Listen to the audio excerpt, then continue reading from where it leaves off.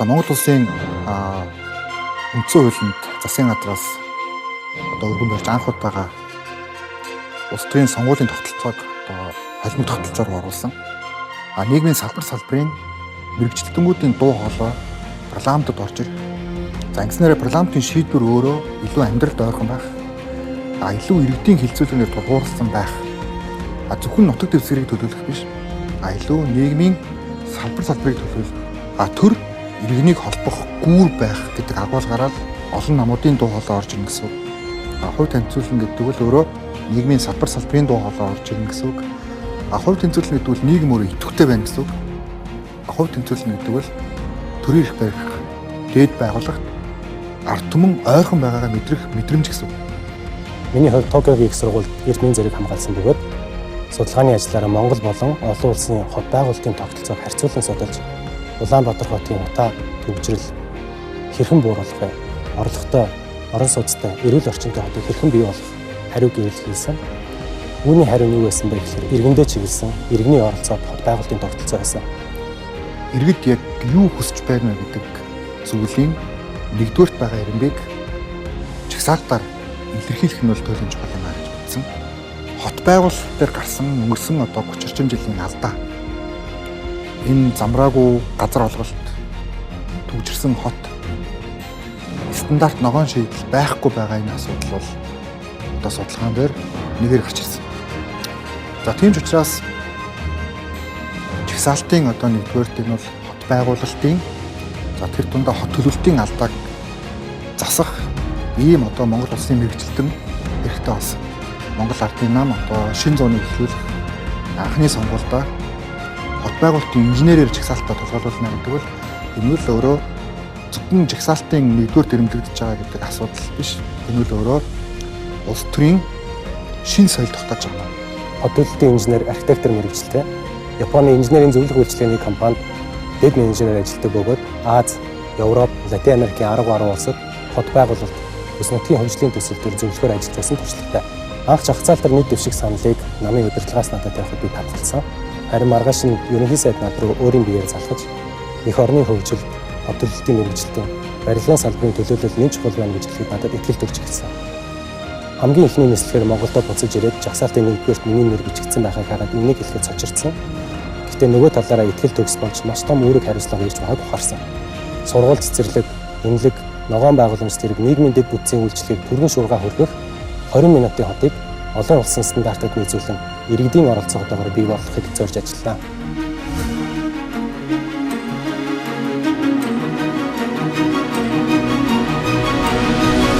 Ерөнхий сайдаа багаар нь дэмжи. Монгол ардын нам.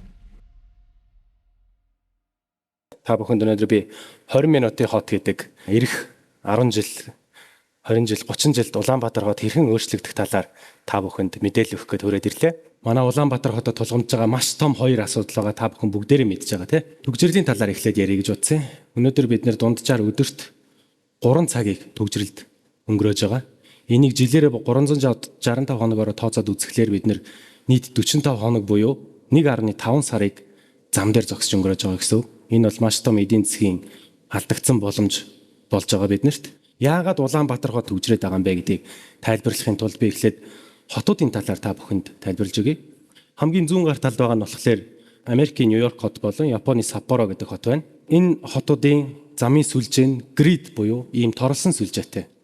Тэгэхээр 200 м яваад нэг уулзуур, 800 м яваад нэг уулзуур гэх мэт маш олон замтай буюу нийт хотынх нь газар нутгийн хэмжээний 20-35%-ийг автозам эзэлдэг гэсэн. За голын хот нь бол Европын Стокгольм болон Парис гэсэн хоёр хот байна. Ийм хотыг гудамжныхын төлөвлөлтийг нь блок гэж нэрлэдэг. Блок нь ямар вэ гэхээр ойролцоогоор 500 м тутам ч юм уу 1 км тутам яваад уулзуур байгаа гэсэн. Тэгэхээр замынх нь хэмжээ багасаад саяны грид төлөвлөлттэй хоттой харьцуулахад 10-20% автозамын талбай эзэлж байгаа ийм хот байгаа. Энүүгээр онцлог. За 3 дахь төрлийн хот байгаа. Энэ болохоор манайх Улаанбаатар хот шиг хот. Мөн Казахстаны Нурсултан, одоогийн Астана гэдэг хот те. Суперблок гэдэг хэлбэртэй хотын төрөл байгаа. Суперблок гэдэг нь болохоор гудамж уулзуураас уулзрын дараах хүртэх зам нь урт тийм хотуудыг хэлж байгаа. Жишээлбэл манай 1-р хороол, 3-4-р хороол явж байхад төв зам руу орсон байхад дараагийн уул зур хүртэл бараг 2-3 км явж иж иргэдэг те. Замынх нь хэмжээ нь нийт хотынх нь газар нутагт эзлэх метр квадрат дотор маш бага хувийг эзэлж байгаа. Ойролцоогоор 3-10%. Улаанбаатар хот бол нийт газар нутгийн зөвхөн 5% нь л автозам эзэлж байгаа. Гэтэл бид нэр хамгийн бага замтай хот дотор хамгийн их замтай хот шиг амьдраад байгаа гэсэн. Тэгэхээр энэ дэр шийдэл байгаа. Цогц арга хэмжээгээр шийтгэхээс өөр ямар ч гарц байхгүй. Бид нэр ерөөсөө ямар нэгэн арга хэмжээ авахдаа дандаа тусад нь аваад идэг. Эдгээр бүгдээрээ цогцоороо хамтдаа цугтаа байж ич төгжрлийг цогцоор нь шийдэх боломжтой. Цэвэрхэн нийтийн тээвэртэй байх ёстой. Хүн өөрийнхөө машинаас бохир автобусанд суухыг хүсэхгүй. Хоёрдугаар шийдэл. Хүртээмж. Жишээ нь Улаанбаатар хотод 200 гаруй хороо байгаа боловч автобус зогсдоггүй хороо маш их байдаг. Тэгэхээр автобус нэгдүгээр цэвэрхэн, хоёрдугаарт хүртээмжтэй байх ёстой. Гуравдугаарт тойрог зам эсвэлжээ гэж байгаа. Аливаа хот хөгжин тэлэхдээ тойрог замыг үе шаттайгаар ингээд хөгжүүлээд сүлжээ үүсгэж явдаг. Жишээлбэл Токио хотын төвийн дүүргүүд нь сүүлийн 8 жилд 8 ширхэг цагирган тойрог замыг хөгжүүлээд сая 2020 оны Токиогийн Олимпиар хамгийн сүүлийн 8 дахь цагиргаа барьж дууссан. Гэтэл Улаанбаатар хот маань өнөөдөр бага тойрог гээд Сүхбаатарын талбай иргэн тойрын жижигхэн тойрог байгаа. Их тойрог гээд тэрнээс гадуур тойрч байгаа тойрог байгаа. Тэрнээс өөр тойрог зам байхгүй. Бид ийм тойрог замын сүлжээгээ хөгжүүлж байж цогц 5 шийдлийн нэг нь орж ирнэ гэсэн. Дөрөвдүгээрт нь complete street гэж байгаа. Энэ болохоор орчуулад бүтэн гудамж гэж байгаа. Бүтэн гудамж гэж юу гэсэн үг вэ гэхээр хурц харуулагчтай, бордюр нь намссан, ус зайлуулагчтай, ногоон байгууламжтай гэсэн. Ийм зүйлүүд, ийм дөрвөн зүйлийг агуулсан бүтэн гудамжийг хэлээд байгаа. Энэ дөрвийг агуулхлаар юу болох вэ гэхээр таягтай, тэрэгтэй, тэрэгэнцэртэй, дугуйтай бүх хүмүүс ая тухтай таатаад орчих боломж бүрдэнэ. 5 дугаарх нь жоохон их зардалтай боловч олон сонголттой нийтийн тээврийн сүлжээг хөгжүүлэх ёстой. Японы Саппоро гэдэг сот байгаа. Өвөлдөм хасах 10, хасах 15 хүрдэг. Тэдний 3 метр одоо байх жишээ нь тий. Тэгэхээр бид нэр одооноос эхлээд үе шаттайгаар олон сонголттой их багтаажийн нийтийн тээврийг цэвэрхэн хүртээмжтэйгээр хөгжүүлж чадах юм бол ойрын хугацаанд бидний төгжрлийг шийдэх боломжтой. Дараагийн чухал асуудал бол энэ. Бид нар өнөөдөр хотын төв рүү төвлөрлөхтэй газар ялангуяа үйлчилгээний газар төвлөрсөн газар руу их очдог тий бид нар. Тэгэхээр тийшээгээ явж байгаа хүмүүс их байх гэдэг чинь тийшээ явж байгаа автобусны тоо бас их байх хэрэгтэй тий. Хэрвээ бид нар төгжрлийг шийдье гэж байгаа бол. Тэгэхээр ерөөсөө манай автобусны чиглэл маань жоохон ондчгүй байна гэсэн зүйл нь энийг нэг даруй шийдэх хэрэгтэй гэсэн. Шинэ чиглэлүүдийг оновчилсан жижиг тойргийн чиглэлүүдийг оруулж ирэх юм бол бид нар автобус хэрэглэдэг хүмүүс улам олон болно. Тэр тусгай машины тоо зөөрөөд төгжрөл багасна гэсэн. Ялангуяа 2-3 игнэтэй өргөн зам байх юм бол аль болох автобусанд зориулсан тусгай игнэ заавал гаргаж өгөх хэрэгтэй. Тэгэх юм бол автобус төгжрөхөө болчих юм бол хүмүүс машин цуухаа болно. Тэгэхээр энийг бид нэг ингээд цогцтойгоор саяны хэлсэн 5 арга цогт нь хөгжүүлж иж төгжрлээсээ салах боломжтой болох юм. Хамгийн сүүлийн шийдэл байгаа. Энэ бол автозамын хураамж гэдэг бид нар машин эзэмшдэг хүмүүс бүгд жил болгон төлдөг те. Хоёрдугаарт бид нар дугаарын дуудлага худалдаа гэдэг зүйлийг хэрэгжүүлдэг болсон. Тэгэхээр энэ бүх орлогыг зорилттой буюу нийтийн тээврийн санд төвлөрүүлэх ёстой. Тэрнүүгээр бид нар шинэ автобуснууд жил болгон аавна гэсэн. Жил болгон бид нар жишээлбэл 100 автобусаар ингээ худалдаж аваад явах юм бол сая хэлсэн жижигхэн тойрог цагирган сүлжээнүүдийг үүсгээд бүх иргэд маань автобусаар таатай, цэвэрхэн, тухтай, хурдан үйлчлэх боломжтой болоод төгжрж идэгдэнэ гэсэн. За дараагийн асуудал бол утаа. Та бүхэн мэдж байх манай Улаанбаатар хотын маань жилдээ 1 м куб агаар дотор агуулгадж байгаа одоо бохир хүний биед хортой бодисын хэмжээ нь 63 микрограмм гэж байгаа. Энэ бол дэлхийд эхний 10-т орохоор үзүүлэлт. Хэрхэн шийдэх юм бэ? Улаанбаатарын утааг 10 жилийн хугацаанд 74%-аар бууруулах цогц шийдлийг та бүхэн санал болгоё. Би өөрөө Эрдэнийн зэрэг хамгаалж байхдаа дандаа Улаанбаатар хот гэр оролд яаж дэд бүтц барих уу, орон сууц яаж барих уу, яаж орлоготой байх уу, эрүүл орчин яаж бий болох уу гэсэн тийм судалгааны ажлууд хийдэг байсан. Тэрэн дээр үндэслээд гаргасан шийдэл байгаа. Хэрвээ бид нэр өнөөдөр 2024 оноос хойш 2034 хүртэл ямар нэгэн арга хэмжээ авахгүй тохиолдолд утаан агаарын бохирдол маань 68%-аар ихсэн.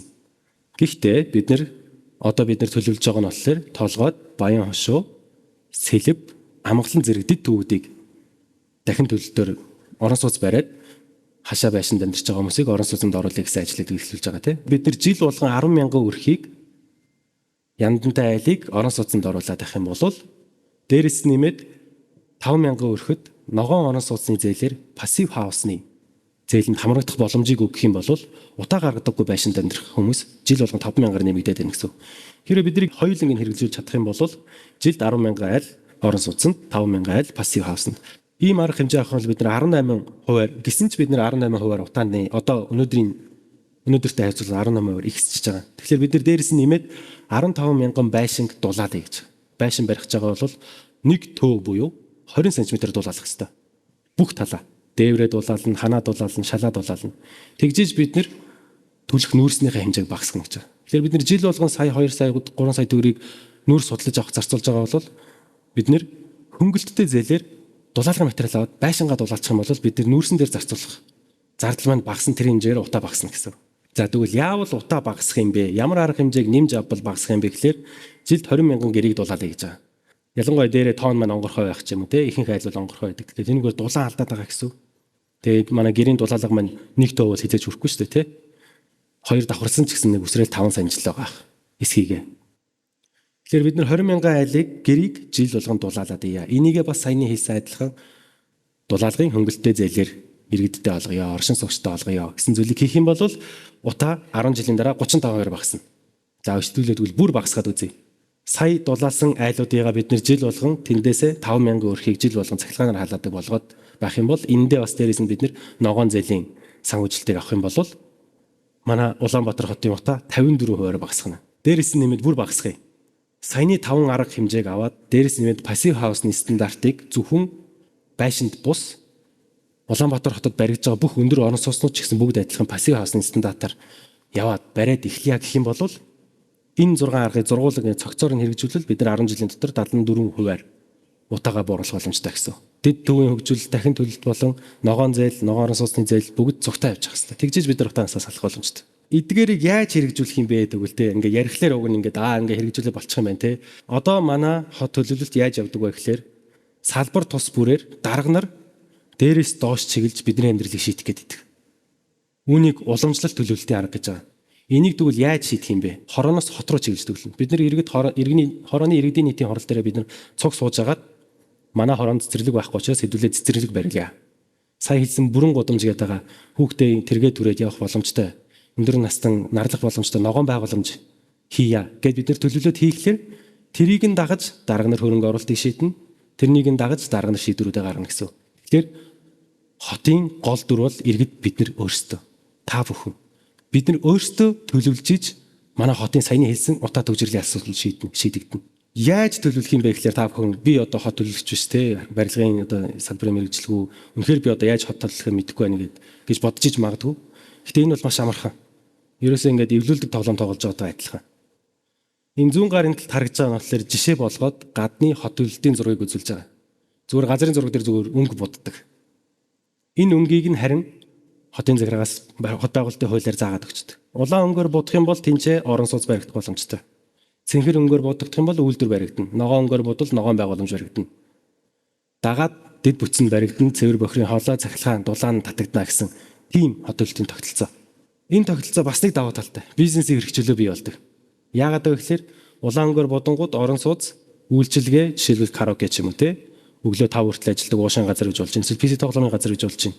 Тэгэхээр энэ нь бол маш том сая хэлсэн иргэдийн оролцоод хот төлөлтийн жинхэнэ үнэн философи буюу гол мөн чанар.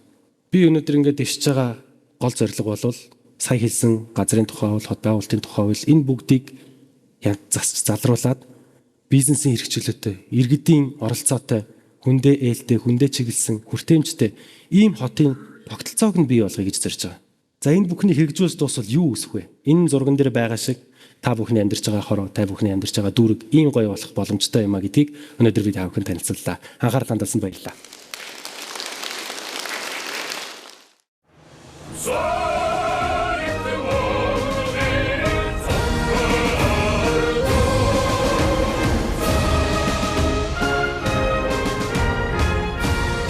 Ард түмний ялалт. Улсын хурлын сонгуульд Монгол Ардын намаас жагсаалтаар нэр дэвшигч ганц зөргийн мөсөн жамц. Монгол Ардын нам. Ерөнхий сайдаа Багаарн Дэмжи.